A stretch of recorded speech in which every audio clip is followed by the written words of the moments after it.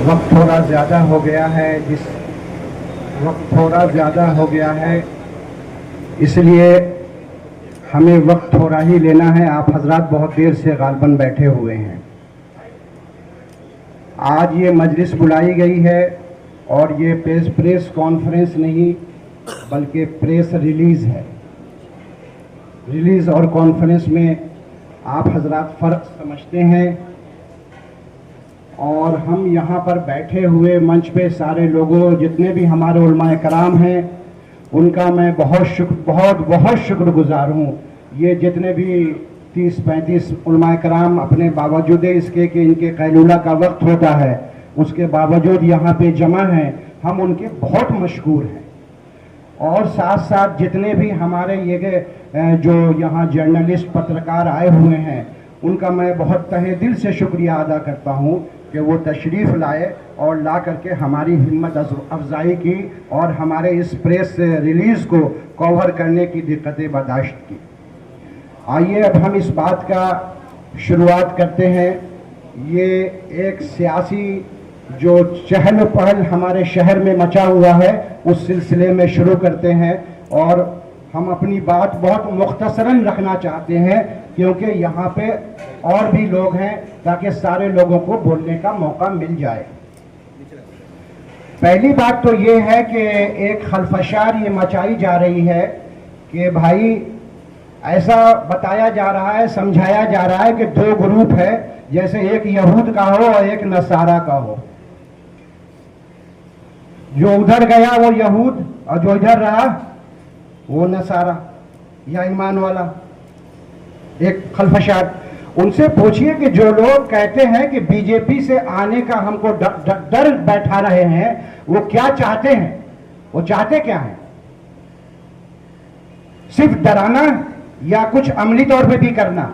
यही वो एनसीपी है, यही वो एनसीपी है जो अभी नागालैंड के अंदर डिप्टी स्पीकर किसका है? एनसीपी का है। 7 सीट वहां पर एनसीपी की है, शरद पवार जी की है, और वो बीजेपी के साथ मिलकर के वहां हुकूमत में है। और उनको क्या इख्तियार है कि वो ये कहे कि हम बीजेपी से हम जो है वो डरा रहे हैं कि बीजेपी आ जाएगी और तुम्हारा मस्जिद नोच देगी और लाउडस्पीकर उतरवा देगी और कानून बदल देगी। अरे ये बीजेपी पिछले 10 साल से यहीं पर मोदी सरकार की हुकूमत है, और यहाँ पे जो हिम्मत रखते हैं, चाहे वो एनआरसी का हो चाहे वक्फ का हो, हम उनके साथ खड़े हुए लड़ रहे हैं। ये अवाम है। हमको डराओ मत किसी से। अपनी रोटी मत फेंकने की कोशिश करो तुम ये कह करके कि बीजेपी आएगी, जब तुम्हारी राजनीति ये है और नीति ये है, राज करने की तुम्हारी नीति है, इसके अलावा कोई दूसरी नीति नहीं है। जहां राज करने की नीति है वहां पर तुम बीजेपी के साथ, नागालैंड में तुम हुकूमत के साथ हो, और यहां पर जब तुम्हारी नीति होती है तो हमको ऐसे डराते हो जैसे माँ छोटे बच्चे को जब रोता है रात में तो कहती है भूत आ जाएगा, जिन्नात आ जाएगा, सो जाओ, दूसरे आ जाएंगे, कुछ अलग अलग अल्फाज से कहा जाता है। वैसे ही हमको डराया जाता है और धमकाया जाता है कि तुम्हारा ये हो जाएगा। और ये कहना चाहते हैं वो कि साहब हम आपकी आवाज बने, हम ऑनरशिप नहीं रखेंगे बल्कि वो हमारी ऑनरशिप अपने पास रखेंगे, और हमें जो है सिर्फ वोट बैंक समझ कर करके वोट बैंक हमको बना करके रखना चाहते हैं। हम इसके मुखालफत करते हैं सरासर उनकी। हम अपनी आवाज खुद बनना चाहते हैं। वो सब इधर उधर की बात ना करें कि फला जगह हमने बोल दिया, वहां आपकी आवाज आई थी, वहां हमने बोल दिया, वहां बोल दिया। अरे भैया एहसान किए हो क्या? ये फॉर्मेलिटी जहां भी जो भी लोग आते हैं, किसी मुस्लिम इलाके से भी अगर उनका होता है तो वो फॉर्मेलिटी निभाई जाती है, ठीक है। लेकिन कुछ अगर ऐसे होते हैं जहां पर मुसलमानों के वोट से नहीं आए, लेकिन उसके बावजूद जब मुसलमानों का हिमायत करते हैं तो उसको काउंट किया जाता है, उसको काउंट किया जाता है। लेकिन जब आप यहीं से आए हैं और आपका बोलना और आपका आगे बढ़ना 2-4 अल्फाज का देना, वो उसे एक फॉर्मेलिटी हम मानते हैं। आते हैं दूसरे टॉपिक के ऊपर कि क्या उन्होंने यहाँ के लोगों का डेवलपमेंट किया है? क्या बिना कोई वक्त लिए हुए डेवलपमेंट किया है क्या? डेवलपमेंट 3 चीज का नाम है। सबसे पहले इकोनॉमिकल डेवलपमेंट होता है। सबसे पहला इकोनॉमी, हेल्थ को कभी पहले लिया जाता है, कभी एजुकेशन को बाद में लिया जाता है, तो वही हमारा सीक्वेंस भी है। दूसरा हेल्थ, तीसरा एजुकेशन। ये 3 बहुत इंपॉर्टेंट है। ह्यूमन डेवलपमेंट अलग चीज होती है, इंफ्रास्ट्रक्चर डेवलपमेंट अलग चीज होती है। इसको जरा हम समझें कि डेफिनेशन दोनों का बहुत अलग अलग है। हम ह्यूमन डेवलपमेंट की बात कर रहे हैं। ह्यूमन डेवलपमेंट की बात करेंगे अगर इकोनॉमी की, आपका बच्चे हैं तो आप उनके लिए क्या सोचते हैं? क्या सोचते हैं? अच्छी तालीम, सबसे पहले इकोनॉमी चाहेंगे कि घर में इतना कहीं से खाना पीने का ये हो जाए जिससे हमारे घर अच्छे से चलने लगे। ये सबसे पहले इकोनॉमी होती है। पिछले 5 साल से वो नहीं है। 1 बार रहे, 2 बार रहे, 3 बार रहे हैं। वो कभी एक छोटी सी कोशिश इसकी की है कि क्या हम यहां पर कॉटेज इंडस्ट्री, जैसे बहुत जगह है ना, सुना होगा, अलीगढ़ में है, मुरादाबाद में है, मेरठ में है, धारावी में है, कॉटेज इंडस्ट्री है, इसको हम कभी फरोग देने की कोई पहल भी की हो या उस पर कभी बात भी की हो? वो 1 टर्म नहीं था, 3 टर्म था।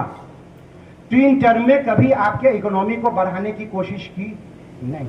आपके बच्चों को कोई जॉब मिला, जॉब मेला के नाम पे हमेशा बड़े बड़े बैनर लगे हैं, लेकिन जॉब मेला के बाद कभी भी आपने देखा कि ये एक भी बोर्ड लगा हो कि ये फला फला साहब है, हमारे जॉब मेला में ये लोग सेलेक्ट हुए हैं, ये उनका पता है, इस कंपनी में गए हैं और उनकी सैलरी ये है? कोई आपने आज तक पत्रकार में कभी यहाँ इस शहर में पिछले 15 साल में देखा है क्या? जॉब मेला, जॉब मेले के नाम से आपने बेवकूफ बनाया। कभी देखा है किसी ने जॉब मेला में भी मिला हो? नहीं। 2 चीज तो नहीं दी। नुकसान कैसे किया? एक बच्चे को किसी घर में हम जॉब तो नहीं दे रहे हैं, नुकसान कैसे कर रहे हैं? यहां पर रोड वाइडनिंग के नाम पे बहुत से लोगों का घर उजाड़ दिया गया, जो ब्रिज के जरिए पाट करके भी काम चल सकता था। इससे कम चौड़ा आप जाएंगे कलकत्ता और दूसरे इलाके जैसे जामा मस्जिद नेशनल हेरिटेज है, उसके पीछे चावड़ी बाजार जो हिंदुस्तान का सबसे बिजिएस्ट मार्केट है, वहां पर आप जाके देखेंगे तो अंदाजा हो जाएगा कि बगैर रोड को चौड़ा किए हुए भी काम चलाया जा सकता था। आप, इसका मतलब है कि आपने दुनिया अभी देखी नहीं थी और आपने उसको रोड वाइडनिंग के नाम पे इतने लोगों का घर उजाड़ दिया। इकोनॉमिक हमारा तबाह आपने किया। दूसरा, जो आने वाला था उसको रोक दिया आपने। जैसे स्लॉटर हाउस, एक बड़ी तादाद यहां पर हमारे लोगों की लग जाती इकोनॉमी में, उसको आज 15 साल हो गए, आपने उसके ऊपर कोई काम सीरियसली नहीं किया।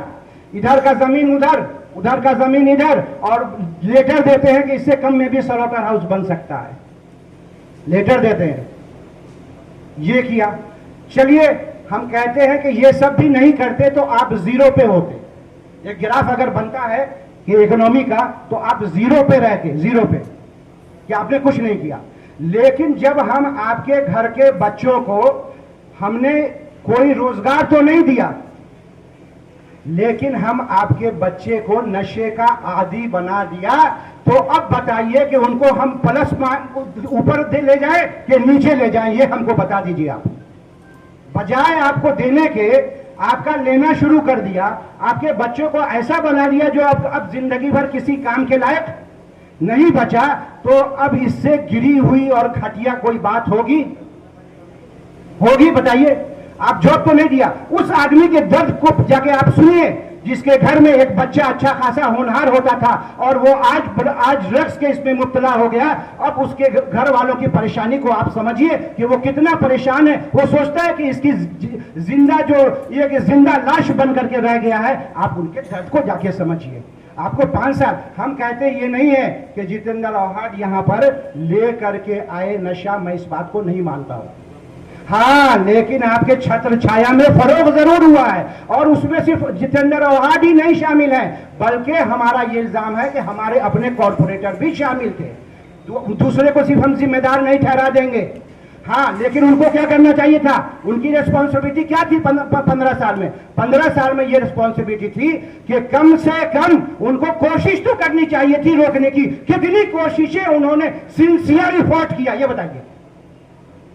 सिंसियर एफर्ट किया हो कि हाँ हमको इसको रोकना है। 5 साल आया गया नहीं, 15 साल से आप है, और आपके आने के बाद यहाँ बहुत फर्क हुआ है। आप कम से कम कोशिश तो किए होते। इंसान की कोशिश पर ही सब सारे के सारे मामले होते हैं। आपने कोशिश कब किया? कि उसको रोक दिया जाए। तो ये है हमारे इकोनॉमी। डिटेल में नहीं जाएंगे, जब कभी किसी को सुनना होगा तो मैं आधा घंटा एक एक टॉपिक पर आपको बता देंगे। तो इकोनॉमी के मामले में आप उनको प्लस पॉइंट देंगे या माइनस देंगे, बताइए। माइनस में दे रहे हैं हम, माइनस। आइए बताते हैं अब हम हेल्थ का मामला। बहुत लंबा है कहानी, शायद आप सबों से वाकिफ है। आने वाला था एक, अगर हम यहां की आबादी 6 लाख मान लें तो यहां पर मोर देन 400 बेड का एलिजिबिलिटी है। कहां? मुमरा अकेला मोर देन 400 बेड्स। मैं एज ए हेल्थ एक्सपर्ट बोल रहा हूं, उससे भी ज्यादा है, जिसमें पीएससी सीएससी बहुत सारी चीजें आती है। यहां पर रूरल में आता है तो यहां पर हर 30,000 पॉपुलेशन के ऊपर एक 6 बेड होना चाहिए था। 6 बेड का हर 30,000 पॉपुलेशन पे। आपको पूरा कहानी मालूम है कि एक हॉस्पिटल कैसा बनना था और फिर उसको घटा के कैसे किया गया, और यहाँ पे 50 बेड पे करने के बाद ये गवर्नमेंट म्यूनिसिपैलिटी नहीं चलाएगी, बल्कि पब्लिक प्राइवेट पार्टनरशिप के तहत ये आपको चलेगा। और आइंदा ये जो हॉस्पिटल है सिर्फ उन लोगों का यानी यहाँ पे इलाज होगा जो इसकी जो डिजीज यानी कि स्कीम के तहत आती है। हर बीमारी का इलाज यहाँ पे नहीं होगा। फिर उसकी बड़ी कहानी है कि ये स्कैम कैसे चलेगा, वो बहुत कहानी, उसमें हम नहीं जाएंगे। हेल्थ का ये हालत है, जब हमने आवाज लगाई थी कि इसको मेडिकल कॉलेज बनाया जाए, हम कहा कि आपने उस पर लब्बैक नहीं कहा, पूछने की कोशिश नहीं की, और वो गवर्नमेंट की तरफ से गोल्डन अपॉर्चुनिटी आई थी, आपने उसके ऊपर कान भी नहीं धरना समझा और इसको पीपीपी में ले गए। अगर ये म्यूनिसिपैलिटी चला लेती कम से कम 3 साल, तो था कि आज नहीं तो 4 साल 5 साल के बाद ये मेडिकल कॉलेज में कन्वर्ट हो सकता था। जैसे आपको कोपर हॉस्पिटल के ये सारे के सारे हॉस्पिटल पास्ट में सब के सब मेडिकल कॉलेजेस में कन्वर्ट हुए हैं, वैसे हो सकते थे। लेकिन आपने 20 साल के कॉन्ट्रैक्ट पे 20 साल, हमको तो लगता है कि मेहदी भी आ जाएंगे, दज्जाल भी आ जाएंगे, खत्म हो जाएगा। अब हम इससे फारिग कर दिया हमको, तो इसका जिम्मेदार कौन है भाई? कौन है इसका जिम्मेदार? खत्म कर दिया आपने, एक लॉलीपॉप दे दिया। जिस लाइब्रेरी के बारे में मैं कह रहा था, पिछले पूरे कैंपेन चलाया था कि एक 7 स्टोरीड और 8 स्टोरीड होगा, एक होगा आईआईटी वालों के लिए, एक होगा मेडिकल वालों के लिए, एक होगा सिविल सर्विसेज वालों के लिए, एक होगा नेशनल डिफेंस एकेडमी के लिए, एक बैंकिंग सेक्टर के लिए, एक रेलवे सेक्टर के लिए, 3 जनरल फ्लोर होगा, उसके बाद मस्जिद होगी और नीचे जो है बड़ा सा हॉल होगा, कन्वोकेशन हॉल की तरह, जहां पर कोई आकर के महीने में 1-2 लेक्चर 2000 लोगों के बैठने की कैपेसिटी होगी, आपकी अवेयरनेस बढ़ेगी, आपके लोगों का नॉलेज बढ़ेगा। तो उसके नाम पे एक छोटा सा लाइब्रेरी का एक लॉलीपॉप दे दिया है। समझ रहे हैं आप? ये खेल चल रहा। एजुकेशन के नाम पे एक उसने कोई 15 साल में एक स्टेप बढ़ाया हो, करना तो छोड़ दीजिए, कोशिश सिर्फ की हो, कोशिश। हम उनके होने ना होने पर नहीं कह रहे हैं, एक छोटी कोशिश आप लोग वो किसी डिबेट में आ जाएं, बैठे कहें कि ये मैंने कोशिश की थी एजुकेशन के लिए, ये कोशिश की थी हमने इसके लिए, हेल्थ के लिए, ये कोशिश की हमने कॉटेज इंडस्ट्री के लिए, आपको बिल्कुल नहीं मिलेगा। उसने नजरअंदाज किया है उस शख्स ने। आप कहते हैं उनका हमारा तो नुकसान कर दिया।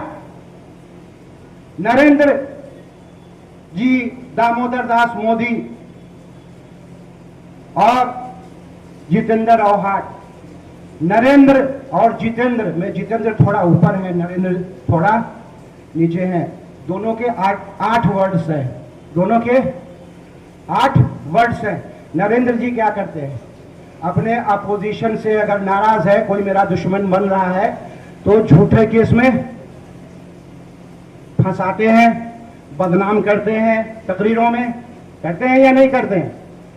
एफआईआर फिर करवा देते हैं, करवाते हैं ना, उनके बड़े बहुत सारी चीजें हैं, और जो भी चीजें हैं हिंदुस्तान की धरोहर उसको बेच देते हैं। यही तो सुना होगा ना आपने, ये रेल बेच दिया, भेल बेच दिया, सारा चीज सुनते होंगे, सब कुछ सुनते हैं ना।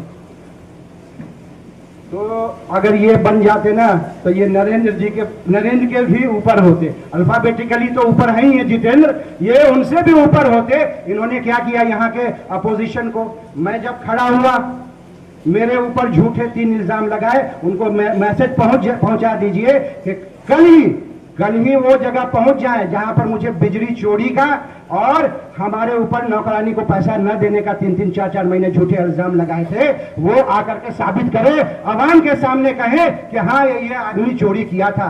ये आपको बदनाम करने की साजिश है। जब कभी पत्रकार से होता है तो पत्रकार के ऊपर फंसा देते हैं, उनको बदनाम करते हैं। जब हमारे सैफ पठान के ऊपर हुआ वो तो जिना से लेके दूसरे कई चीजें लगा दिया इल्जाम है और उनके ऊपर गलत FIR किया, उनके में इनमें कोई फर्क लग रहा है? सब नहीं, बुरा मत मानिएगा। जैसे मोदी जी के कुछ लोग पत्रकार उनके भक्त होते हैं कुछ वजह से, आप लोग समझ रहे हैं, वही वजह तकरीबन यहाँ भी होता है, सारों लोगों के साथ नहीं, कुछ तो बड़े अच्छे लोग भी हैं। आज तक मैं तो अपना बताता हूं कि पिछले 10 सालों में कोई पत्रकार ने हमसे कभी उम्मीद भी नहीं रखी है 1 रुपए की, ना आज तक मैंने किसी को 1 रुपए दिए हैं। यहाँ के पत्रकार भी अच्छे हैं, लेकिन खरीदने की कोशिश तो जारी रहती है। अब आइए कि भैया वो सब चीज का प्राइवेटाइजेशन कर देते हैं, तो यहां पर भी तो क्या छोड़ा है वो बता दीजिए। क्या छोड़ा है? कचरा से लेकर के इलेक्ट्रिसिटी तक, कचरा से लेके इलेक्ट्रिसिटी तक सब कर दिया। कचरा का उठाने का क्रिस्टल को दे दिया। जाके मालूम कीजिएगा कि क्रिस्टल का मालिक कौन है। मैं ज्यादा बोलूंगा नहीं, क्रिस्टल का मालिक कौन है आप जाके पता कीजिए, कौन आदमी है, किसको मिला है, उसका कॉन्टैक्ट किसके पास है? इसको प्राइवेट कर दिया, हॉस्पिटल को प्राइवेट कर दिया, और यहाँ पर हमारा MSEDCL था, इसका पूरा का पूरा आपको पता है कि वेबसाइट के ऊपर लिखा हुआ है कि ये टोरेंट कंपनी जो है NCP को भर करके, है ना, क्या देती है, डोनेशन देती है, इनको देती है, जाकर के देख लीजिए, और ये अपने फायदे के लिए लाए। और कहते हैं रशीद कंपाउंड में जाके, भाई आप लोग कहते हो इस मर्तबा अपने आदमी को, क्या मैं आपका अपना नहीं था? क्या मैं आपका अपना नहीं हूं? अरे खुदा की कसम, तुमको यहां मुमरा के लोगों ने 15 साल अपना समझा, 15 साल तक तुमको अपना समझा, लेकिन तुमने कभी उनको अपना नहीं समझा। वो कौन आदमी है, वो कौन आदमी है घर का जो अपने बच्चे के लिए तो ये सोचता है कि एक कार का जो है शोरूम और उसकी डीलरशिप मिल जाए, और अपने घर के बच्चों के लिए जिसको अपना समझा तुम उसको नशा का आदी बनाते हो। ये कौन सा अपनापन है? हमको समझा दो आज। ये अपनापन है तुम्हारी? ये अपनापन है? इस अपनापन पे तुमको दिया जाएगा? हमने तुमको अपना समझा था, तुमने कभी हमें अपना नहीं समझा। तुमने हमको हमेशा शिकार बनाया, हमको वोट बैंक समझा। तुमने टोरेंट ला करके दे दिया, हर चीज प्राइवेटाइजेशन कर दिया। यहां जो गरीब जनता परेशान है टोरेंट से या दूसरी चीजों से, उससे जाकर के पूछो। इसलिए हमने तुमको हमेशा अपना समझा, तुमने हमको हमेशा नहीं अपना समझा। तुमने हमें हमेशा धोखा दिया यहां रह करके। अब हम तुमसे खैराबाद और गुड बाय करने की कोशिश में लगे हुए हैं, कोशिश में। बाकी तुम आ जाओ अगर सत्ता में, तो समझना कि तुम्हारी मुकद्दर है, अल्लाह ने तुमको बना के भेजा होगा, ठीक है, और हमारी अमाल ऐसे होंगे, वरना हम तो अपनी पूरी कोशिश लगा देंगे इस मर्तबा इंशाअल्लाह ताला कि तुमको कोई वोट ना दे। ऐसे आदमी को वोट देगा जो आपके घर में यहां रह करके आप उनको नशा का आदी बनाते हो, वैसे आदमी को वोट देना। आप सोच लो, जिस नशा को खत्म करने के लिए अल्लाह के रसूल सल्लल्लाहु अलैहि वसल्लम जब शुरू में कदम उठाया था, वो नशा तुम यहां ला रहे हो। अगर तुम नहीं भी लाए थे तो बंद करने की कोशिश तुम्हारी जिम्मेदारी थी।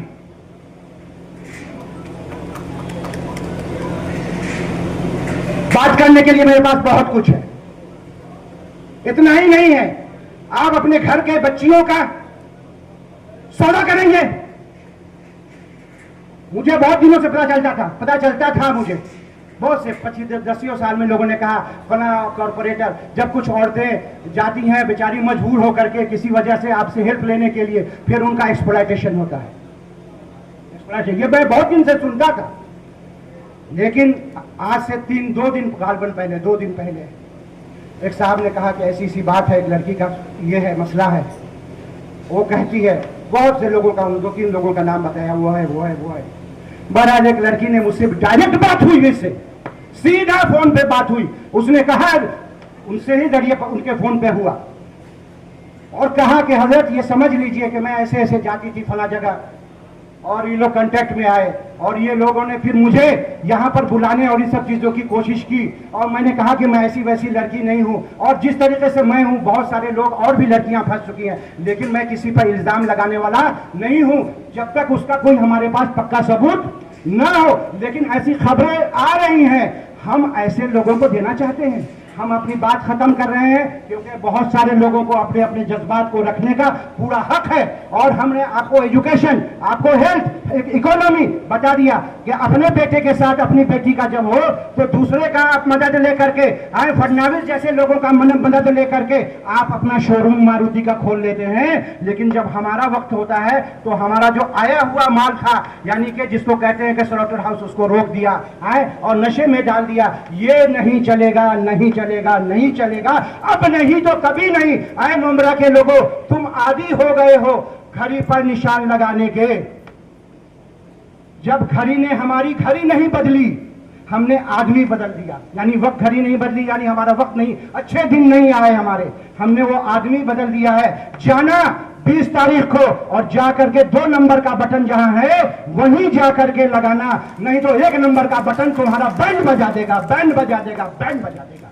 चलिए मैं दूसरे को देता हूं। Thank you. कि आप लोग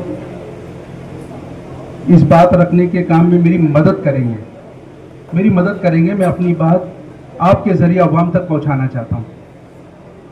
और सबसे बड़ा मुद्दा इस इलेक्शन में जो चल रहा है वो ये कि नजीब मुल्ला भाई को बीजेपी से जोड़ने की कोशिश की जा रही है, एक नाकाम कोशिश की जा रही है जिसको अवाम मानने को तैयार नहीं है। उसकी वजह यह है कि नजीब मुल्ला अव्वल तो बीजेपी के उम्मीदवार नहीं है, दूसरी अहम बात यह है कि नजीब मुल्ला का चिन्ह वो है जिसको 15 साल से लोग दबाते आ रहे हैं। 15 साल से इसी चिन्ह को लोग दबाते आ रहे हैं जिसकी वजह से जितेंद्र अवार्ड आमदार बनते थे। यह क्लियर हो गया आप लोगों के सामने कि नजीब मुल्ला जो है बीजेपी के उम्मीदवार नहीं है, नंबर 1। दोस्तों, अब आती है बात फिरका परस्ती की। दूसरा मुद्दा ये चलाया जा रहा है कि अगर नजीब मुल्ला जीतेंगे तो फिरका परस्त लोग आ जाएंगे। कल एक बम्बई में बहुत बड़ी प्रेस कॉन्फ्रेंस हुई। मैं बड़े एहतराम के साथ अदबन कहना चाहता हूं कि हजरत मौलाना सज्जाद नुमानी साहब ने एक बहुत बड़ी प्रेस कॉन्फ्रेंस ली कल बम्बई में, और उन्होंने एक लिस्ट जारी की जो मेरे पास में आई, और मैंने उसको रात में बैठ के तकरीबन 4:30 पौने 5 बजे तक उसको स्टडी किया। मैं आप लोगों से गुजारिश करता हूं कि मेरी इस बात को आप लोग जरा संजीदगी से लें। उसमें 17 से 18 नाम मुझे ऐसे मिले, 17 से 18 नाम मुझे ऐसे मिले जिनको टिकट ना मिलने की वजह से किसी ने 2 तारीख, किसी ने 3 तारीख, किसी ने 1 तारीख को, आज से 10 दिन, 11 दिन, 9 दिन पहले बीजेपी छोड़कर या तो वो कांग्रेस में आके टिकट लिया, बीजेपी छोड़कर या तो वो शरद पवार एनसीपी में आके टिकट लिया, बीजेपी छोड़कर या तो वो उद्धव ठाकरे में आके टिकट लिया। आप समझ रहे हैं मैं क्या कहना चाह रहा हूं? मैं अवाम को यह कहना चाहता हूं कि सज्जाद नुमानी साहब ने जो 269 उम्मीदवारों की अपनी समर्थन डिक्लेयर किया है, उसमें 17 से 18 लोग ऐसे हैं जो आज से 9 दिन 10 दिन पहले फिरका परस्त थे। 9 दिन 10 दिन पहले फिरका परस्त थे।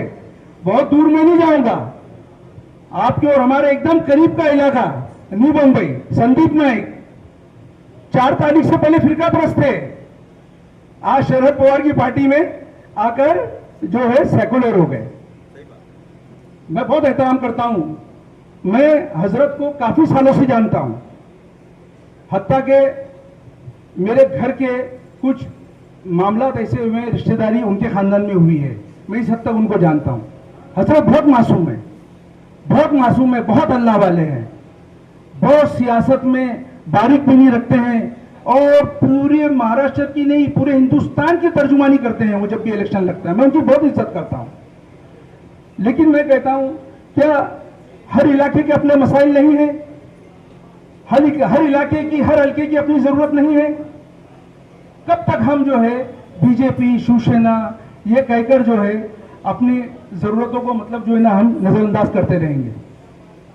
आपको याद होगा 2009 में ये कॉन्स्टिट्यूंसी अलग हुई थी, ये कॉन्स्टिट्यूंसी बेलापुर कहलाती थी, और यहां पर 1 के 6 आमदार बने थे। आप लोगों को पता होगा पहला इलेक्शन यहां पर अशरफ मुल्लानी ने फेस किया, क्या करके उसे रोका गया?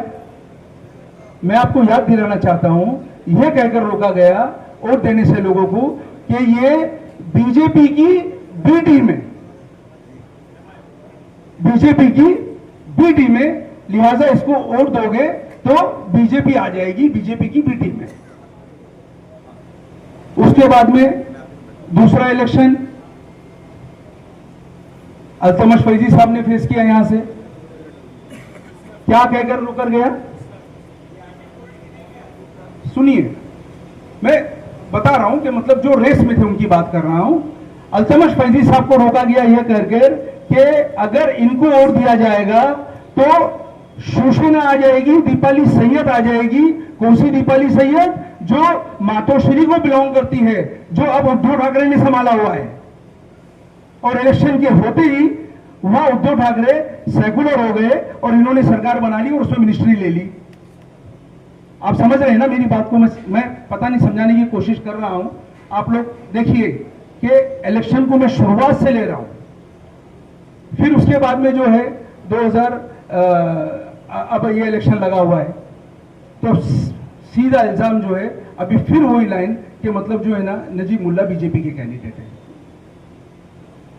अभी मैं आपको बताऊं 4 महीने पहले, 4 साढ़े 4 महीने ही होंगे शायद, जून में लोकसभा का इलेक्शन हुआ था, जून में लोकसभा का इलेक्शन हुआ था और 4 तारीख को शायद उसका रिजल्ट आया था।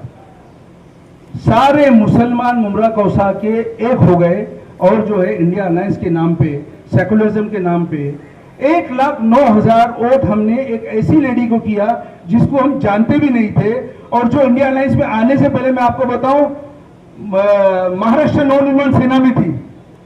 कौन सी महाराष्ट्र नवनिर्माण सेना?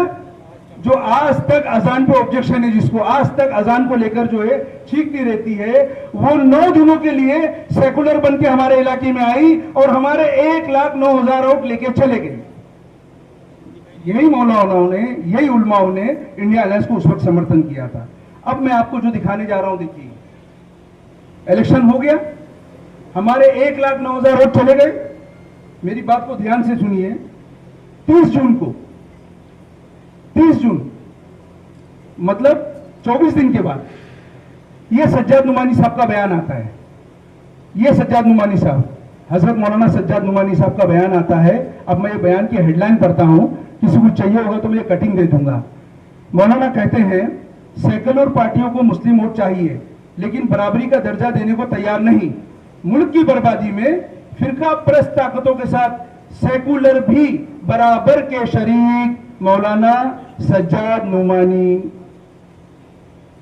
क्या कह रहे हैं? मुल्क की बर्बादी में फिरका परस्त ताकतों के साथ सेकुलर भी शरीक। मौलाना सज्जाद नुमानी। अब मुझे बताओ कि आपकी 24 दिन के अंदर राय बदल गई। आपकी तो राय बदल गई, आप इंडिया अलायंस के खिलाफ स्टेटमेंट दे दिए, लेकिन हमारे 1,09,000 वोट चले गए। हमारे तो 1,09,000 वोट चले गए। आज श्रीकांत शिंदे जो सामने कैंडिडेट था वो मुख्यमंत्री का बेटा था और मतलब हर लाइन से काबिल था। वो एक पढ़ा लिखा डॉक्टर था और 3-3 बार का एमपी था। उसका बाप जो है यहाँ पे सीएम था। आज कितने बड़े फंड से हम लोग महरूम हो गए। तो दोस्तों मैं ये कहना चाहता हूं, ये कब तक चलेगा? आज आप फिर कह रहे हो कि मतलब जो है ना जतेंद्र अवार्ड सेकुलर। देखिए आपने जो लिस्ट डिक्लेयर की है, मैं बड़े एहतराम के साथ कहना चाहता हूं, उसमें सिर्फ आपका एक ही मकसद है, सेकुलरिज्म और कम्युनलिज्म। आपने सिर्फ इसी बुनियाद पर लिस्ट डिक्लेयर की है। अगर आप इलाके के मसाइल जानते, किसी इलाके के बारे में घोषणा देने से पहले 2 महीने पहले आते, मैं कहता हूं आके इस इलाके के मसाइल को समझते, जानते, एक आम आदमी से मिलते, यहाँ के वालिदैन से मिलते, यहाँ के रिक्शा वालों से मिलते, यहाँ के बच्चियों से मिलते, पढ़ने वालों से कि आपके क्या मसाइल है, और उसके बाद में आप कहते कि नहीं जितेंद्र अवार्ड को वोट देना चाहिए। आपके पास भी कोई सर्वे रिपोर्ट नहीं है। यहां से 2, 5, 10 लोग जाते हैं जिनको एक मुमरा में एक टीम लीड करती है, जिसको मैं गैंग ऑफ वसेपुर कहता हूं।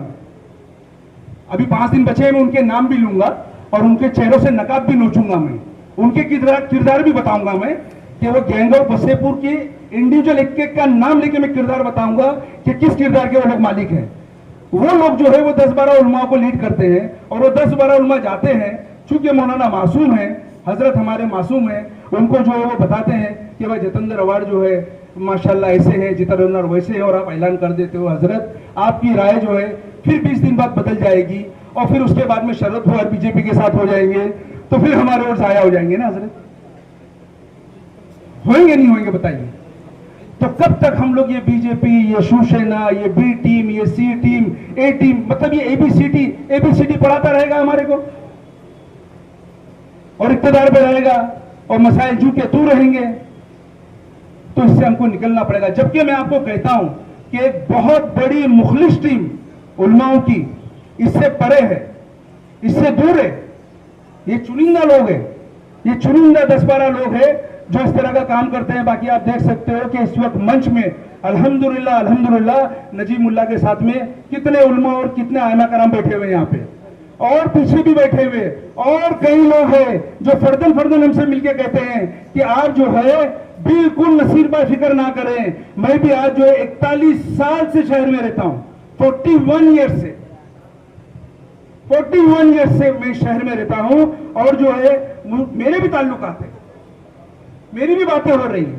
नसीर भाई हम सारी सियासत समझ रहे हैं यहाँ पे क्या हो रहा है। आप बिल्कुल फिक्र नहीं करें, होगा वही जो अवाम चाहेगी, हम लोग अवाम के साथ ही है, आप फिक्र बिल्कुल ना करें। दोस्तों मैं आपसे सिर्फ इतनी गुजारिश करता हूं आपके जरिए मुमरा कोसा के लोगों से कि नजीब मुल्ला एक काबिल, होनहार और जवान लड़का हमको मिला है अल्हम्दुलिल्लाह। ये थाना महानगर पालिका की आवाज है। आप एक बात मेरी मैं पूरी जिम्मेदारी के साथ कह रहा हूं, और मैं अगर इसमें अगर गलत हूं तो अल्लाह मेरी पकड़ कर लेवे इस बात पे। खाली मैं पूरी जिम्मेदारी के साथ कह रहा हूं, नूरुद्दीन भाई नजीब मुल्ला थाना महानगर पालिका की एक आवाज है, और अगर हम लोगों ने चाहा और हम लोगों ने अगर सही तरीके से इनका साथ दे दिया तो याद रखो ये नजीब मुल्ला महाराष्ट्र की आवाज बनने जा रहा है, महाराष्ट्र की आवाज बनने जा रहा है। और जिस गंगा जमुना तहजीब और जिस यकजहती की बात और जिस मतलब जो है अमन अमान की बात हमारे उलमा करते आए हैं, वो इस कॉन्स्टिट्यूंसी में देखने मिल रहा है। सही मानों में पहली बार एक मुस्लिम कैंडिडेट को पूरा कलवा मिल के वोट देने जा रहा है दोस्तों। और ऐसे में क्या हम चूक जाएंगे सिर्फ इसलिए कि मतलब जो है ना बीजेपी अलायंस में थी इनकी पार्टी, सिर्फ इसलिए हम इतना बड़ा असासा खो देंगे, सिर्फ इसलिए हम एक इतने टैलेंटेड आदमी को खो देंगे। आप मुझे बताओ कि किस पार्टी के पास में आइडियोलॉजी बची है, मुझे बताइए।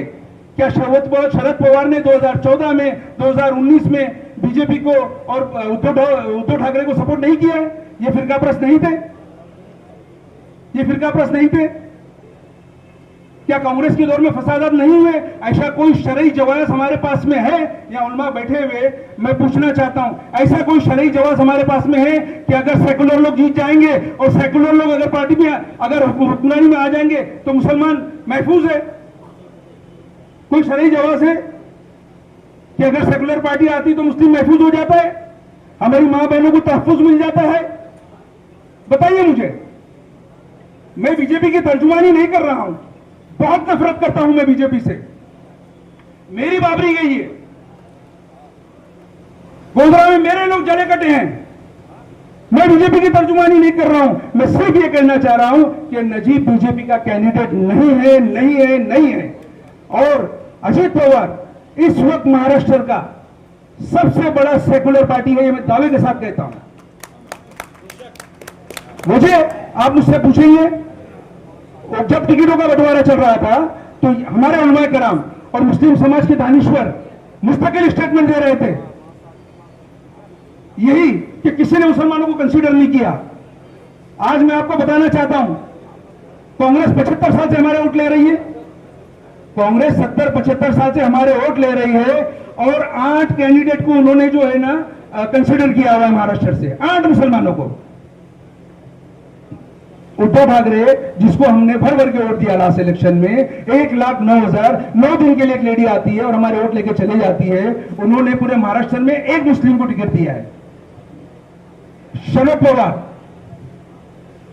पूरे महाराष्ट्र में 2 मुसलमानों को टिकट दिया है, और अजीत पवार सिर्फ 60 सीट पे लड़ रहे हैं और 6 मुसलमानों को टिकट दिया है। अब बताओ सेकुलर कौन हुआ? याद रखो दोस्तों, अगर ये 6 में से एक भी कम हुआ तो आने वाले दिनों में मुसलमानों को कोई नहीं पूछेगा। ये बात साबित हो जाएगी कि इनको कितना भी कंसीडर करो, ये इस लायक नहीं है कि इनको कंसीडर किया जाए। ये कुछ ना कुछ इल्जाम लगा के हमारे को फेंक देते हैं पीछे। मैं गुजारिश करता हूं मुमरा कोसा की आवाम से, जब तक हम डरते रहेंगे, ना हमको अपना आमदार मिलेगा, ना हमको कोई लोकल आमदार मिलेगा, क्योंकि लोकल आमदार भी आता है तो उस पर बी टीम और सी टीम का इल्जाम लग जाता है, और कोई हमारा भी अपना आया है तो उसी में इल्जाम लगा रहा है।